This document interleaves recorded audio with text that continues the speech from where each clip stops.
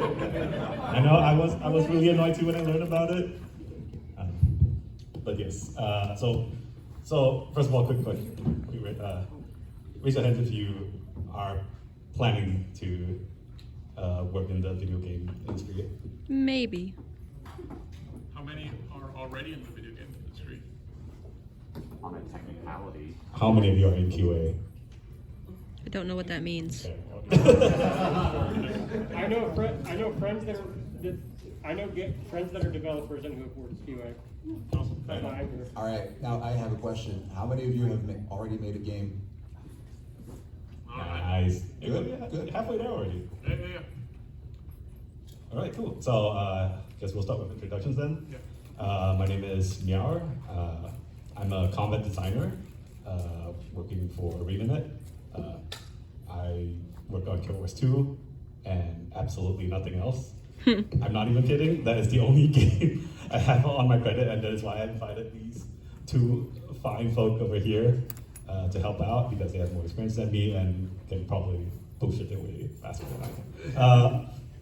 I spent about 5 years doing QA as part of the skills and balance team, and after those 5 years, they were like, hey, we need a designer we need someone that can hit the ground running and help out with some of the combat skills, like me do it and stuff like that. And I was like, yes, and here I am, designing skills and being slightly clueless about it. I'm learning. So I'll go next. Hi, my name is Martin, or Nitrum. It's easy, one is the other backwards. So I've been working in the game industry for a little over 12 years now. I'm a software engineer. I've been working in gameplay and AI for most of my career. I'm currently employed at a startup called Singularity 6, working on a game called Palia. It's coming out soon, check it out. Beyond that, before that I was working at Riot. Before that I was working at Blizzard on Hearthstone. Before that Ubisoft, before that IDOS, before that Beanox. So I've been around. And yeah, I'm here, happy to answer any questions you may have about the game industry, software engineering, design, any discipline, anything that might be on your mind. My name is Raster. I have been working in the game industry for about 12 years as well, but I've only worked at Gearbox Software. So I've worked on Borderlands 2, Borderlands 3, Aliens Colonial Marines, Duke Nukem Forever, pre-sequel. I've consulted a lot with external projects from our Gearbox publishing side. I do a lot of hardware work for like postmortems and feedback for Sony and Microsoft. I'm the platform specialist there as well. So I can answer a lot of your questions about the deeper level of engineering, like more low-level engineering and how to get into those kind of fields. I'm also into one of the rendering specialists, so I wear many hats. But yeah. Okay, yeah. So we don't have a lot of time, so how about we just jump straight to answering questions? So, Does anybody have a question? yeah, go ahead. So currently in college, and what do we do to break in? Because I know getting a bachelor's degree in software engineering or video game development as a career pathway is one thing, but there's a big wall that seems to be there when you do research on it. What would your tips be for breaking through that wall to get your first interview or your first job? I can take this one if you like. Yeah, so this is a question that I've answered many times, and it's also the primary reason why I ask people, how many games have you made? Because it is one of the most important things you can do in order to stand out from a pool of applicants is like, have worked on games. Yeah. Can you tell me what discipline you plan on joining? Do you plan on working in engineering, production, art, QA? I'm personally going in as a developer, just any kind of software backend, do code. Right. I'm really good with complex things, so probably some kind of AI. Yeah, so if you want to have, if you want to work in the software engineering discipline, usually having a formal, computer science background is very helpful. Having a bachelor's degree in computer science is a great start. Whether or not you have, accreditation from like a formal game development school, it can be good. It's also not strictly necessary. As I said, like making your own games and then applying to a lot of places, going to game developer events, meetups, showing your work, entering competitions, I actually got my first job interview as a result of entering a game competition, like indie game competition 15 years ago, and they flew me out to Colorado to interview me for their game. So that would be my recommendation. Continuing on that, like keeping up to date with like literature, I say like being able to read a white paper can be useful. Not 100% understand it, but like being able to understand what the cutting edge is on whatever field you want to study.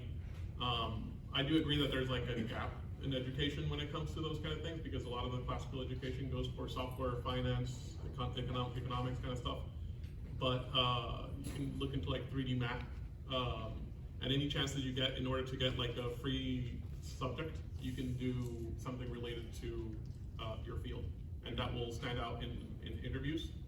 And there are also, the way I got into the industry was specifically a postgrad. I did a master's in SMU related to, it was called Guildhall. But those, of course, is just more debt, like 18 months, but it's like an intense game-specific program. And they have all kinds of disciplines. And there's many, there's DigiPen, Full Sail, Rochester, USC has all these plans. And if you have like a developer already in mind, try and get to know the community, get yourself known as someone who actively participates. That was actually how I got my first job at the contract QA company. I had no testing experience at all, but I had all my characters at level 80. I played every single profession. I had the most number of achievement points among any other employee in the company, and it's like, oh wow, this guy really knows our game a lot. That's cool, you know. And Yeah. that's how I got my name in. I got to know the people who worked on the game, and I worked on the game. Yeah, many different ways to get a name out. Yeah, go ahead. I just wanted to ask, and this especially applies to the low level side. I know that it's really ideal to get a degree in order to get in, but what's your best bet if you're not like able to? It's not necessary. In fact, one of the people that I work with, he's the person that has like the most experience, the longest. He's a single-digit employee at Gearbox. He doesn't have a degree, but he's a very good engineer. If you can prove yourself as an engineer, I think in any of the fields, engineering is very subjective. So if you can prove yourself as an engineer, like, it's worth it. Like if you have work experience and you prove yourself that you can do low level, we don't care about the accreditation, masters or anything like that. Nope. Yeah. To add one thing, as far as my experience goes, so I'm not an American, I'm from Canada. And I will say, like, my degree in computer science, so my schooling was, I got a technical degree in computer science, which was where I learned all my programming.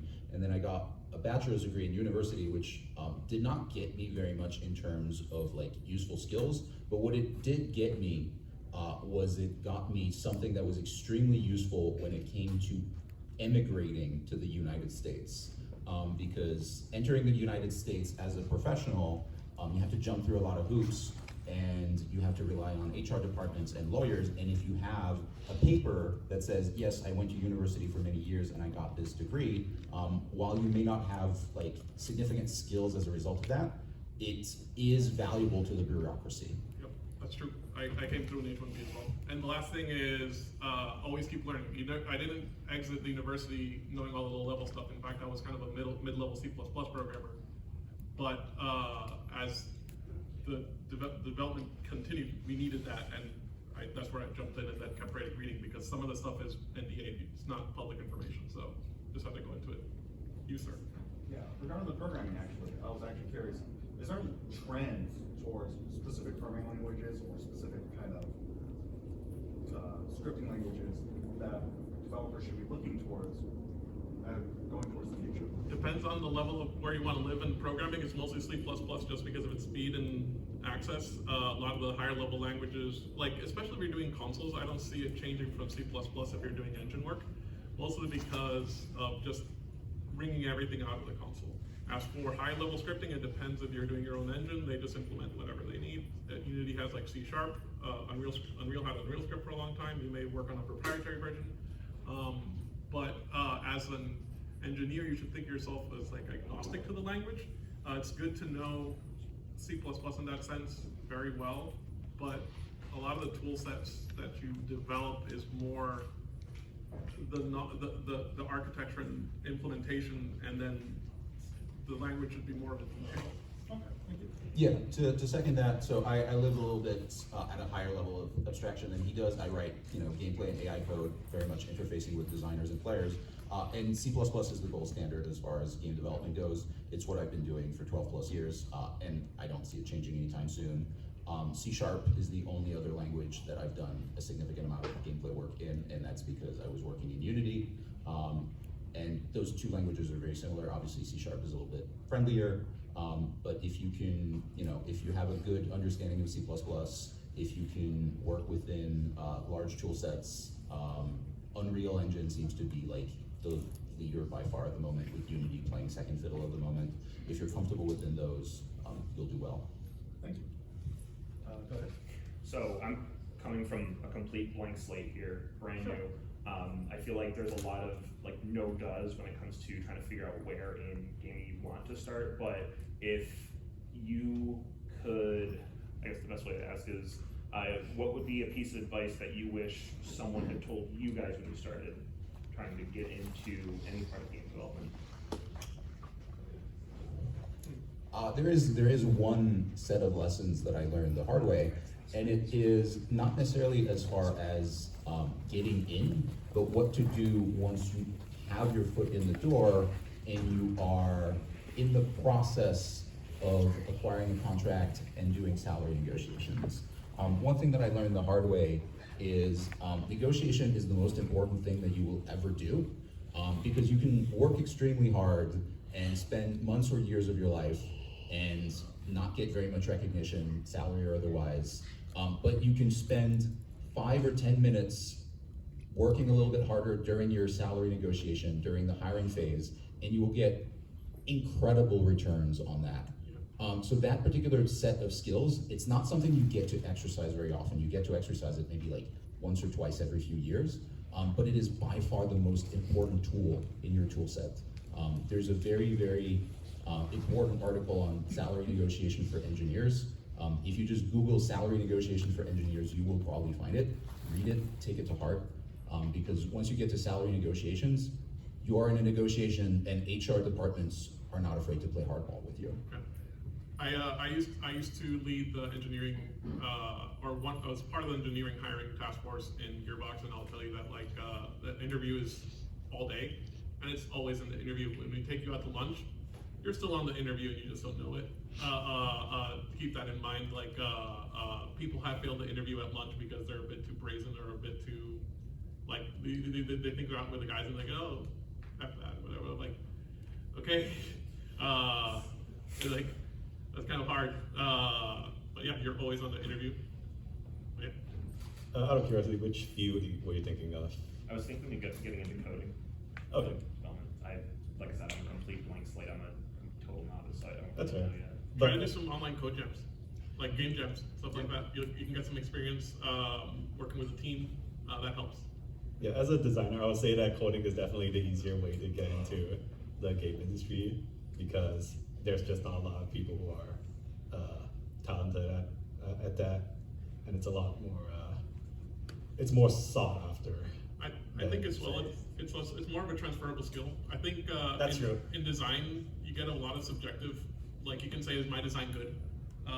Is my art good? But it's relative to what the studio wants.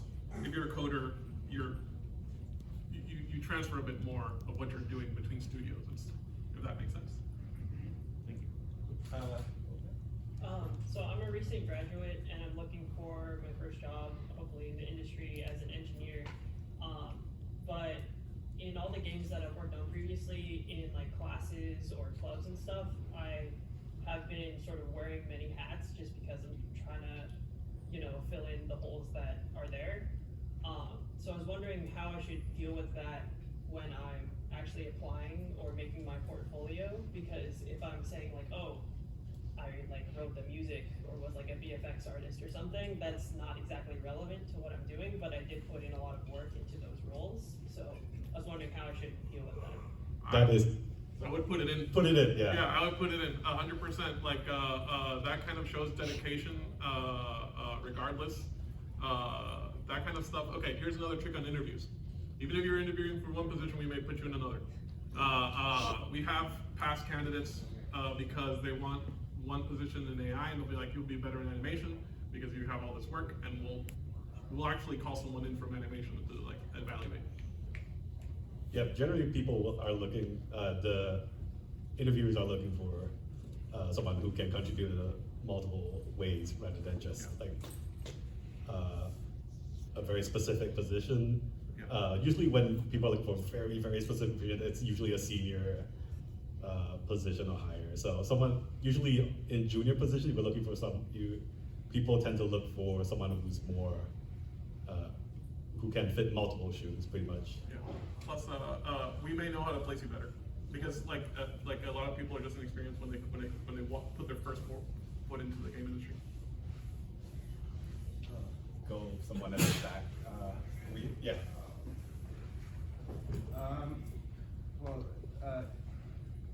I'm a computer scientist. I graduated like 2 years ago.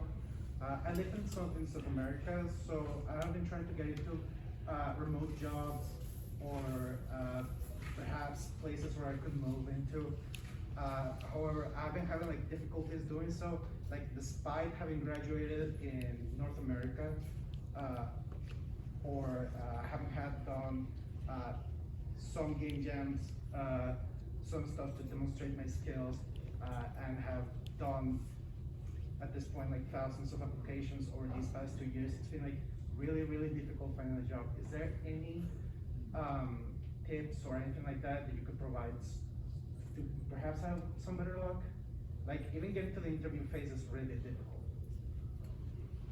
So job searching is complex, especially if you're not, living near a center of the industry.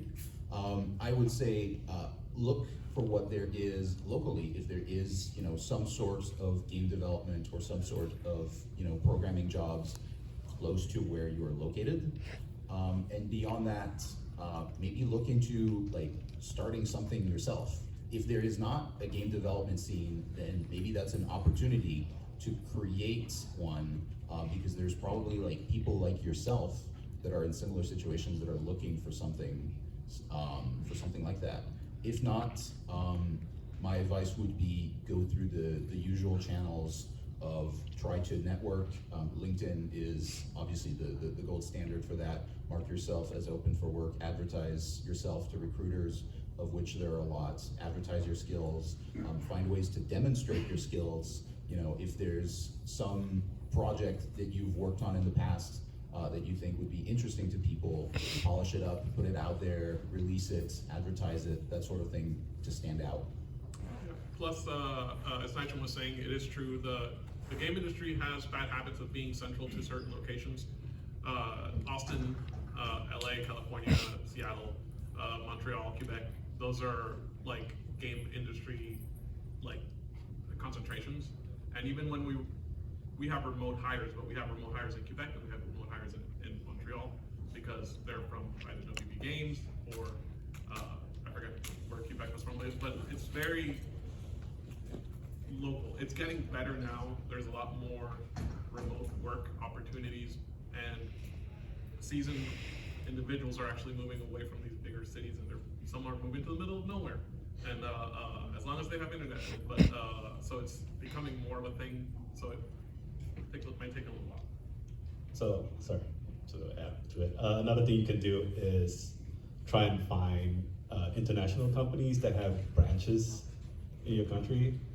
For example, in my country of Singapore, we have Ubisoft Singapore, we have Lucasfilm Singapore, and those are ways that you can get yourself started out, because once you get your foot into these companies, that's a huge that's really important to your resume, and then when you start applying to other companies overseas, you can say, hey, look, I work for this and this and this, and people know these companies and can go like, okay, make it more likely for you to be scouted out. A very concrete resource that you can use, there's a website called Game Dev Map, which is a map of the world that has thousands of game development studios from all over the world listed, so that may be a useful tool in finding local developers. Yeah. This gentleman in the, you had a question before, didn't you? Oh yes, I've had many, but they typically get answered. Oh, good. Okay. Yeah. The gentleman in the back? Yeah. So sorry, I was doing VR research with Unity, and because this field is kind of new, so like there's a lot of things I don't really understand, and there's a lack of resources for this field. Do you have a recommendation for people who are doing similar stuff that I can chat with or stuff like that? Not really. What's the question, sorry? Could you repeat that one more time? Yeah, sorry, I was doing virtual realities Oh, with Unity. VR. VR, yeah. Yeah, and because this field is quite new and there's really lacking of resources, so I'm really hoping to find someone are doing similar thing and going to connect with them and discussing the process we're going through. What part of VR? So like VR is interesting because I wouldn't consider it like a new field, but I would consider it a different field. So like VR has different challenges when it comes to the engineering side and the design side. The engineering side I think is pretty fun. Like it's not that, there's a lot of research online that you can find. But the design side, that's still like, there's still like a lot of bedrock foundations that are being set today and present like in Half-Life Alyx and stuff like that, what we know from before in game design do not translate to today in VR and AR. So those are a bit more tricky, and that's going to be more of like research subjects or emerging games or your own ideas. But engineering is, there's probably more resources online about that. Yeah, so as far as doing research for game development, I would say there are 3 tiers. The first tier is always look online. That is going to be one of your most important skills, if not the most important skill you can ever develop as a game developer, is like being able to look up things and learn things on your own. The second one is look at what other people have done. If you watch a group of game developers play a game, we tend to play games in a slightly different way. We tend to look at like, oh, how did they solve this problem? What happens if you go off the path? What happens if you fall into this pit? Game developers very frequently will throw themselves into a pit just to find out, what the designers did in that case. And then the third one is ask other people in your field. Find other developers that are doing something similar to you, which is not always possible, but it often is. There's usually forums and communities and Discord. If you're working in Unity, Unity has a very, very robust community. They probably have a Discord full of people that you can talk to. So that can be another great resource. Yeah. Another thing is like if you know a game that is something like you're trying to aim for, put the name of the name in Google and then do GDC or SIGGRAPH, white paper, any of the type of research that it comes up with it, because those are not like top links. Normally if you find the game, you're gonna have like a Steam page, which is not what you're looking for. Okay, so the question is like streaming packages that are new. So for example, Oculus Quest just released their version 52 last month, I think, or 53, and they're including they just open up the see-through function for their glasses, and there's actually no documentation online and no people doing this. That's very common. Yeah. A lot of time you just have to start it off and see where it goes, and then or go into the API and read it. That's not missing documentation is very common.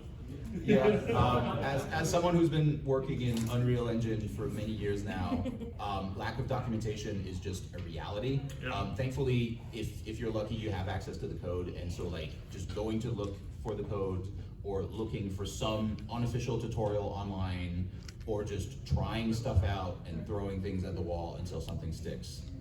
Those are the realities of what we do. So I'm actually trying to find someone doing similar things that Yeah. Not sure if anyone else are doing similar things here, or I can try to reach out to.